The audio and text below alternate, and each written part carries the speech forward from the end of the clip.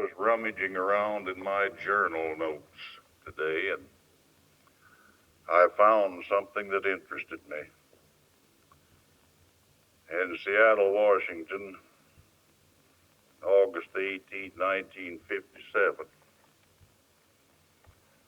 I had spoken that morning on take no anxious thought as to what you're going to say. I gave quite a sermon on that, very convincing. That night I came back to the group. By now I was well acquainted with them. They could do almost anything in the audience, and I could say almost anything and get by with it by now. And I didn't know just exactly how to start. I'd said a prayer and still didn't know just how to hook into my first line, and I made the mistake of saying, "Are there any questions?"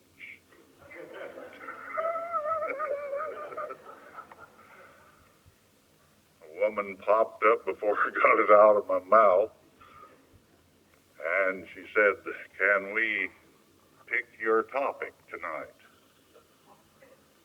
Well, I said, "I don't know. I have my subject all in mind. I don't know as I could do that." Well, she said, "All you'd have to do is take no anxious thought as to what you're going to say."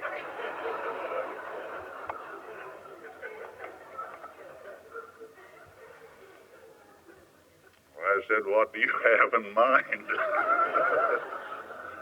And she gave me this subject, what to do with blue moods. I had never talked on that before. I'd had plenty of blue moods, but I'd never thought to speak on it. And sometimes I'd never thought to try to get myself out of it. But I spoke on it. And I went to the hotel that night and I wrote these steps down in my journal. And the first one that I spoke on, how to get out of blue moods, was the way of intelligent self-interest. And the self spelled with capital letters. And of course that summed up to love thyself. For outside of that kind of love thyself, there is really no intelligent self-interest. Unless one can love oneself intelligently after the manner of this commandment, how can it be in the nature of self-interest, intelligent self-interest? I don't think it possibly could be. Intelligent self-interest I would define as an interest that would not impose any limitations or any hurts or any objections or negativities or anything that injures and retards and frustrates oneself. I heard once in an ashram, I believe it was Stanley Jones, said to handle this kind of a situation, and he presented this: if someone says something about you to your back and talks about you to your back and gossips, and you finally get wind of it, and it hurts, he said there are 4 things you can do about that. And there are 4 questions that you can ask yourself. And this kind of questioning will come under the heading of intelligent self-interest. He said, first you can ask yourself, is this true, what they're saying? And second, you can ask yourself, is my reaction to what they are saying, is my reaction kindly, or is it unkindly? And second, is it necessary for me to react to this thing that has been said and hurts me? Is it necessary for me to react in a negative way to it? And third, if I react negatively to this thing that has been said and has hurt me, is it redemptive? Well, now the first question might be true, but you've got three there that will not stand up. It isn't kind to react in an unfriendly way. It isn't necessary to react in a negative way, and certainly it isn't redemptive. So intelligent self-interest would take in those four. Intelligent self-interest might say, well, maybe it's true, maybe it isn't. But intelligent self-interest would say, you must love thyself. And if you react to this in an unkindly way, you do not love yourself, because you're inflicting upon yourself limitations and injuries. And God would not do that, for God is love. And you, intelligent self-interest, would say, it isn't necessary at all for me to react destructively to this person, because it isn't intelligent self-interest, and it violates the commandment to love thyself. And certainly intelligent self-interest would say this is far from being redemptive the way I'm writing. And as a matter of fact, to react destructively and hurtfully against a human being is one of the major sins of the universe. For it is to react against God who made that individual. And every time we react destructively and hurtfully against a person, we are reacting against God and hurting God, who is the author and father of that person. Consequently, the whole thing is thrown out of the orbit of intelligent self-interest. I had a man on parole about 10 years ago, came from San Quentin prison. And he got to Los Angeles, and I got a phone call from him, and he was very, very nervous. And he said, I read your book, Release, in San Quentin, and I wish you would come and see me and steady me. And I said, well, where are you? And he told me. And I got down there, and we went into a restaurant, sat in a booth and talked over coffee cups. And he told me that he had never had a friend in all his life until now.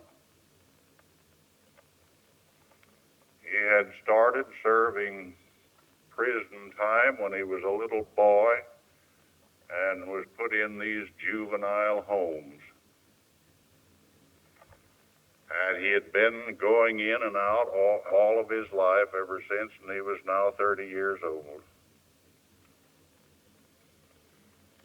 said he didn't have a friend. There was no one to whom he wrote any letters when he was in prison, and no one wrote to him. His relatives had rejected him and cast him out as hopeless, and all of the old underworld friends were gone. No one was a friend. And he said he got in touch with a man in Los Angeles, just thought he'd write him, just offhand.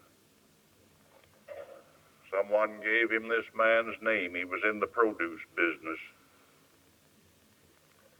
And it happened that this man belonged to the Big Brother organization, dedicated to helping individual prisoners after they were released on parole. And he wrote right back. And he corresponded with him for over a year, and finally he got his case up before the parole board and got him paroled. Gave him a job in his produce business, signed his parole contract, and received him wonderfully well when he came, and took him and got him an apartment.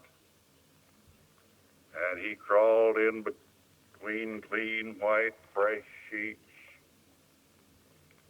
And he said it was just wonderful. He gave him money to tide him over and told him to loaf for 2 weeks. And just kind of get adjusted and learn how to get around on buses and streetcars. And he said, I would rather die right here in this booth than to disappoint the hopes this man has in me. Well, I said, why do it then? He said, because I am on the books and on the police blotters of the country, a psychopathic, compulsive criminal. And he said, I cannot control it. He said, the compulsion to commit crime may come to me way late in the night, just wake me up. And if I set my will against it, my nerves begin to tighten. And he said, the more I resist it, the more my nerves begin to scream. And he says, finally, if I don't yield to it and go out and commit a crime, just any kind of crime, it doesn't make any difference, just so it's crime. Why, he said, my nervous system would simply tear me to pieces. But just as soon as I commit the crime, it's all over. And it may not appear again for some time. All my life, he said, I have had this compulsion, and the only time that I would be relieved of it would be when I was drinking. So I'd yield to the compulsion and get money. Then he said I would stay drunk. As long as I was drunk, I didn't have the compulsion. But as soon as I was broke, then immediately almost the compulsion would come back, and I would be compelled to steal again. And as a result of that, I've just been in and out of the penitentiary, and as a result of that compulsion, I know that I am going to disappoint this friend, the only friend I have. I said, well, how long were you in San Quentin? He said, 6 years. How many times did the compulsion lay hold upon you during those 6 years? looked at me. Why, I said, I didn't have it. Well, I said, why not? You should have had about 50 compulsions in 6 years. Why didn't you have a compulsion to steal? I said, I don't know. I said the reason why you didn't was simply you didn't have any opportunity, so you didn't have a compulsion. This compulsion of yours is as false as the beard of Hercules. If it had been genuine, it would have struck you in San Quentin over and over and over again, but since there was nothing there for you to steal, you didn't have it. Now that you're outside here where there are plenty of opportunities to steal, you know that you're going to have the compulsion. You're kidding yourself. You have had suggestions put into your subconscious mind by authorities who know practically nothing about you at all. In fact, they don't know anything about you. The only way they could know anything about you would be for them to be a very high-grade saint. And if they were high-grade saints, they would look in and see the image of God in you. They wouldn't see any compulsions at all. They'd see Christ. I said the only thing you've got to do is to start treating yourself for love. The love of God. You've got to love yourself and forgive yourself. And at first it's going to be hard to do. It's going to be a mental proposition. You've got to do it with your will. You've got to exercise exceeding goodwill toward yourself. You're not dealing with anybody else. You're not dealing with your employer, your sponsor, anybody else. You're dealing just with yourself.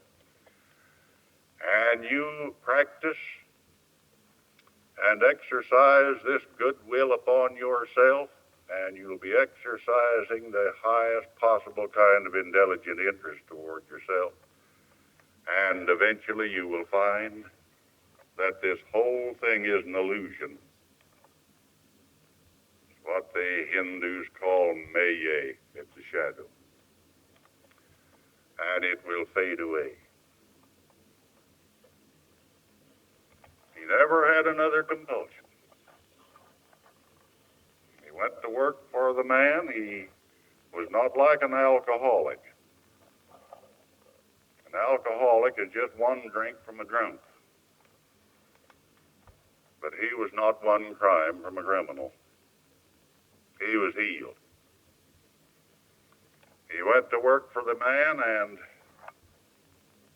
within 2 years he was taken into partnership, and he was more than that. He even took the man's eldest daughter. They're out there now in Los Angeles. They belong to a regular church, and they work in it and support it. But they also support such groups as the VPL, Volunteer Prison League, the Salvation Army, the rescue missions on the Skid Row. And I have seen them. I didn't join them, but I was tempted to, but didn't have the nerve. They have a little organ. And sometimes they have street meetings, and she plays the organ. And he sings, and she sings, and then he talks. I don't know how many derelicts they've brought to Christ just that way. I have 2 wonderful children. They'll be growing up soon and going to college, and no telling how far they'll go or what they'll do. They're wonderful kids.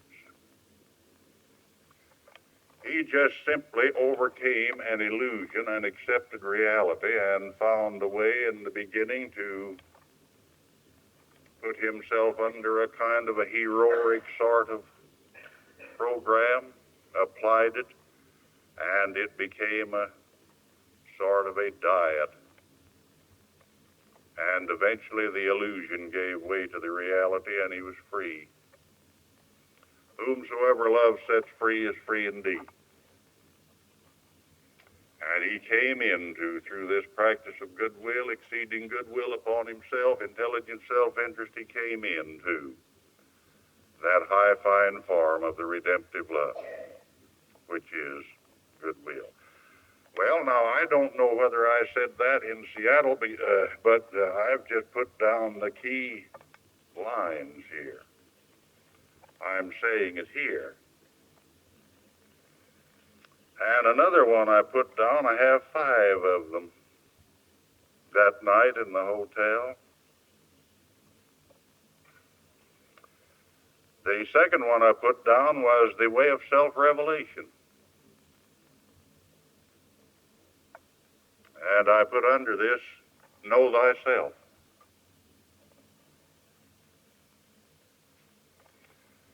And I think to know oneself is to know one's temperament, religious or otherwise. I think it's to know one's spiritual disposition. And I believe that one's faith increases by working with and not against your spiritual disposition or your temperament. I think my approach to God is mental. That's my temperament. I am not drawn toward mystical praying at all. I have very little emotion in my prayer life. Very little. And when it comes to loving God, I have very, very little emotion unless I treat myself for that emotion. If I want to, I can use a certain method of meditation that will result in evoking within me the type of feeling that I think. The thought will evoke and correspond, fuse with a corresponding feeling. But I don't particularly care to have that feeling, unless perchance it is that I might like to have compassion sometime if someone is in trouble and needs to have help. Then, of course, the power that brings that help is feeling, it's compassion. But my prayer life is mental, it's meditation. And it's also methodical. I do pray a spontaneous prayer sometimes. I got a hold of a book. Matter of fact, I think Mary sent it to me. Called The Pilgrim Continues, I believe is the name of it. The Pilgrim Continues. And then it was suggested in there that this man was using a book called the Philokalia. I got a hold of that later. This is mental work. And this man took the aspiration that he wanted to learn to pray without ceasing.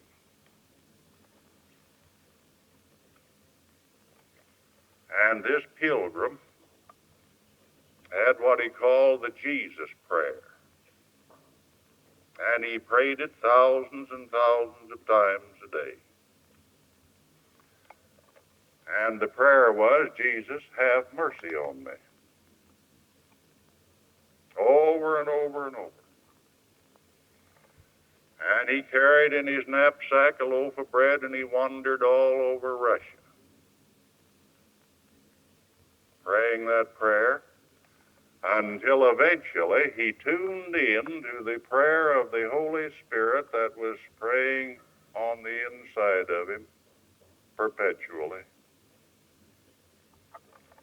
And he tuned into that intercession, and then it is assumed that he didn't have to use words anymore.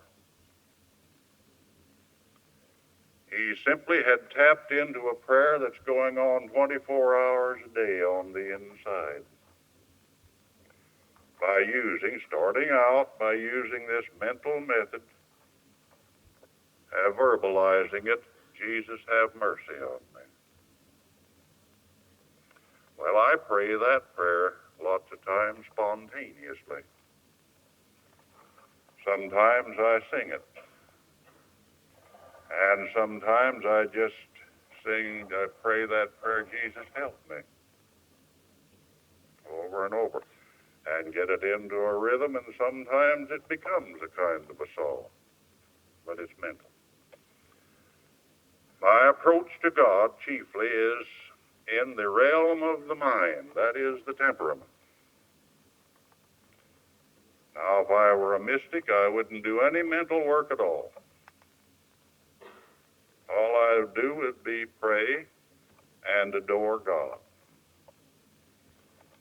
I'd have candles around me and all kinds of little items that would help me to get into the mystical mood. I'd have a picture of Jesus, maybe like that.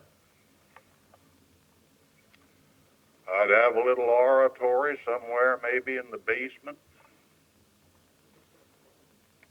Possibly I'd have a few mystical books and the Bible.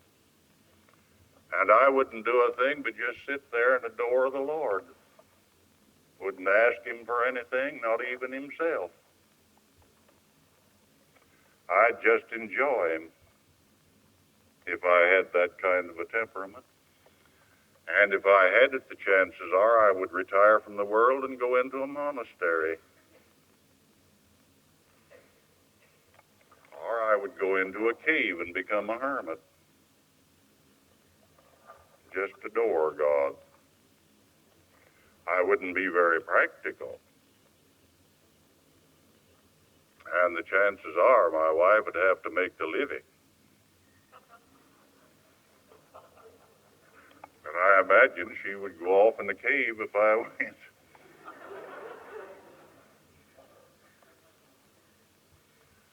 I met a mystic out in that desert where we live when I was a kid. I was thrown off of a Santa Fe freight train in that desert. And it was about 115 or 20 in the shade. You know how hot that can be on a railroad track. I was stumbling along trying to make the 25 miles to the water tank. And those rails kept getting hotter and hotter. There was one thought uppermost in my mind: you must stay between these rails. At all costs, you must stay between these rails. Or as soon as you get sufficiently dehydrated in the desert, mirages begin to come. And they're all pertaining to water. And I plodded along probably 10 miles, and I began to dehydrate, and all the water and salt and everything going out of my body. And I kept struggling, and then the mirages began to appear just off the side of the railroad tracks over the fence. I resisted them, finally came to a ranch, and I saw women in sunbonnets in the ranch. I saw 3 windmills pumping water. I saw a lake with cattle grazing around it. I even saw 2 or 3 dogs around, and I saw stock in the corral, and I saw men. And it was just beyond the fence, just over the railroad fence, and a allurement became too great, and I stumbled off the track, went through the fence, and began to follow that mirage. I don't know how far I followed it, but finally I fell into a very dry arroyo and stumbled right into the lap, you might say, of a mystic. He was a prospector. I don't believe I've ever seen a man have clothes so completely patched and still hang on. His shoes were just decayed leather. He had an old limp brim, sweat-stained black Stetson hat on. Must have been 20 years old. And he had 2 or 3 nice big canteens full of water. And he had a little fire going there, and he was cooking some beans. I stumbled right down into him. He had a strange little prospector-type beard, and he took care of me. And when he got me so that I could travel at night, he guided me and told me how to get to a water hole and get out. And that water hole that I got to, some 10 or 15 miles from there, is a place where we now live. It is now called 29 Palms, and it was a place where the prospectors in that area all came and got their water. When I go there to that over there, and I visit over there every few days over those palms, there are not that many there now. It's not the oasis it was then. But I go over there and I try to tap in and tune in to that old prospector. And some of the things that he told me, which didn't click then, but nevertheless are seeds dropped into the subconscious, and I still remember. And one of them was that if a man carries weapons, he'll always be met by weapons. I was afraid of the creatures, the coyotes around. And when I left him that night, they were barking and they were hungry because the jackrabbit crop had been very slim that year. And they'd move right in to a yard and grab up a pet if they could find one. And they were barking when I left him, and he had his little fire going. He told me many mystical things that I didn't understand. And I looked back, and there was a coyote approaching his fire. I stood and watched it. It came right up, and he held something in his hand for it. And it came up and took that out of his hand, and he put his hand over the coyote's head, and it lay down with its head in his lap. He had that mystic type of love that has no fear. Many of the things he told me I remember, and that to me now is a part of the great body of necessity that I call know thyself, know thy disposition, know thy temperament, both in the world and in the spiritual world. And therein will lie the faith. And then I put this key down. This will sometime go into a book, I suppose. It's in a journal. By the way, I have have here in my car about 6 books, From Valleys to Victories, and they're the only ones in the country that I know of.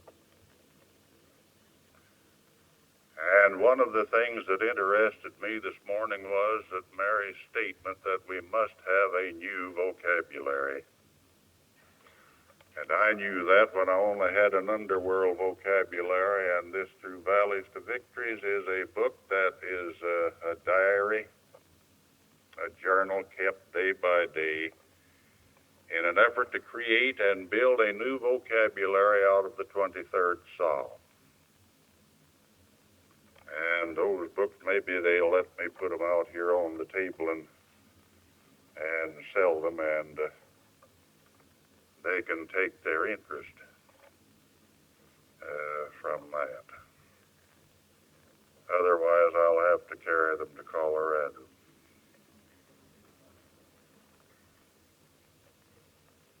Now, the next point that I put down was the way of daily self-surrender. And this is up my alley, so to speak, to use the language of Skid Row. It's discipline. It's the discipline of the redemptive love. It is the discipline of exercising exceeding goodwill, not against conditions, but against people caught in conditions and against oneself. It is not surrendering once and for all and saying this is it. It is not just a daily self-surrender. It's more of an hourly business. It's keeping a quiet time as many times a day as possible, in which self-abandonment is practiced. It is a kind of dying while still being alive. I sometimes, in this discipline, picture myself as dead, and then I say, now what matters? No more problems.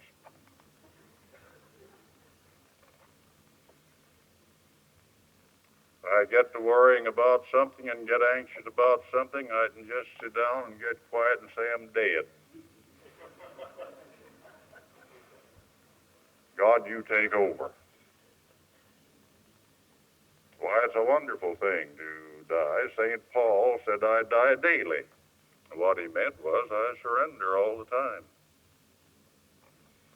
So practice dying, and if you consider yourself dead, all the troubles you have will vanish away. That is, unless you worry about the hereafter.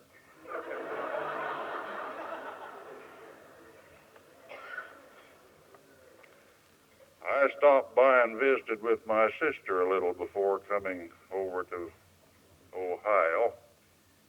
She's a great worrier, and she's one who can do it and get away with it. She's 8 years older than I am. She looks 8 years younger. Worried all of her life.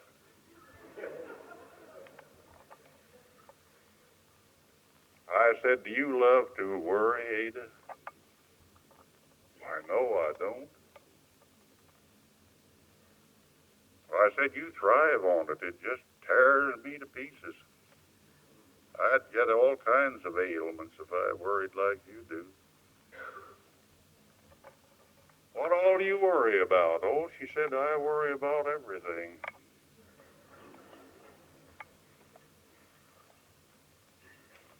If the sun's shining, it's a nice day. It's bound to be a bad one tomorrow. She's afraid of tornadoes, and there's never been one there that I know of. Talking about moving over to the little town where we were all born, and I said, well, why don't you? She said, well, there are dogs over there.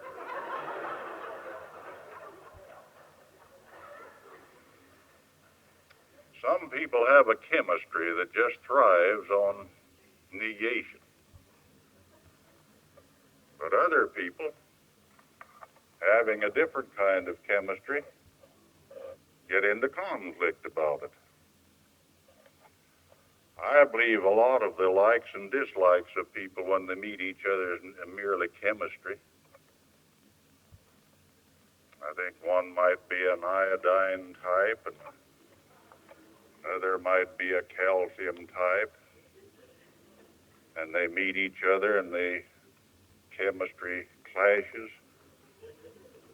and they don't like each other. I don't know whether iodine and calcium are benevolent or harmonious, or whether they're in conflict. But something like that. Now, some people can thrive. Hobos, for instance, never get sick. I've never known one to have really a constructive thought.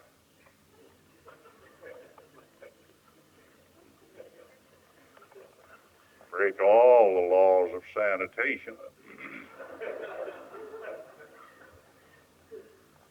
I used to be able to do that and went over to Japan where they don't have sanitation in some areas, and I got scared to death. And I used to think how I was in the old hobo days. Plumbers never pick up any germs, yet they're always dealing in places where the germs live. It's mostly thought, isn't it? No, these hobos are negative completely. And they never catch anything. They sleep in pest houses and never catch any disease. And they live on and on until they die of an accident. You just simply can't kill them.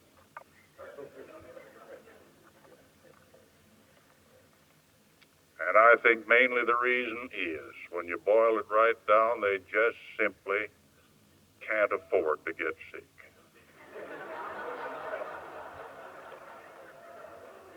That's what I believe.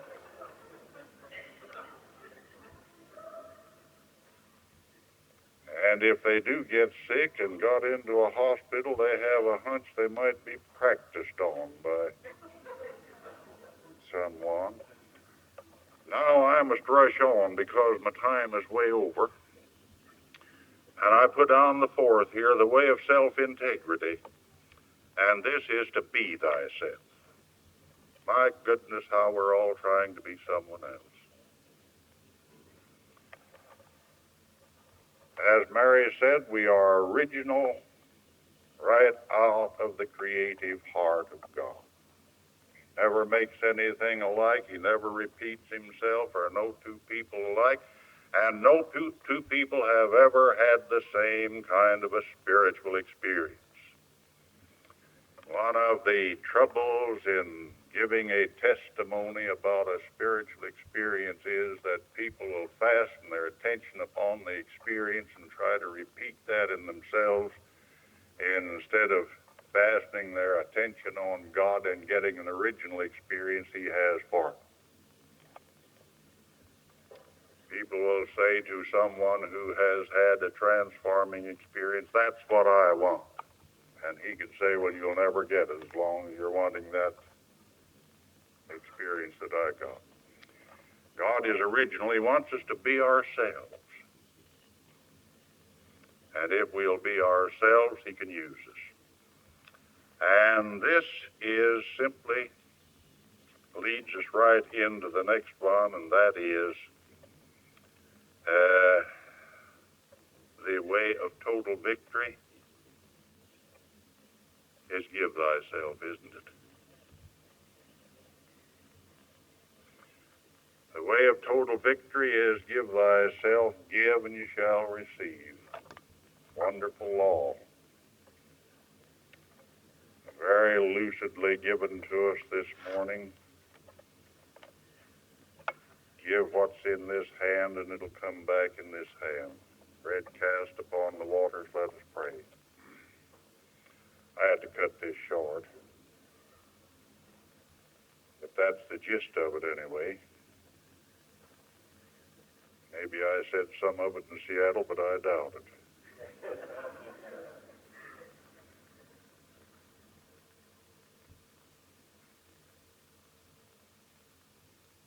Maybe I've grown a little since then.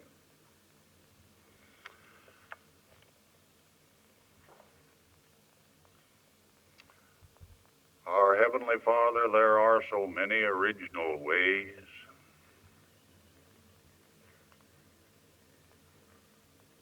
which Thou dost need and want to deal with us.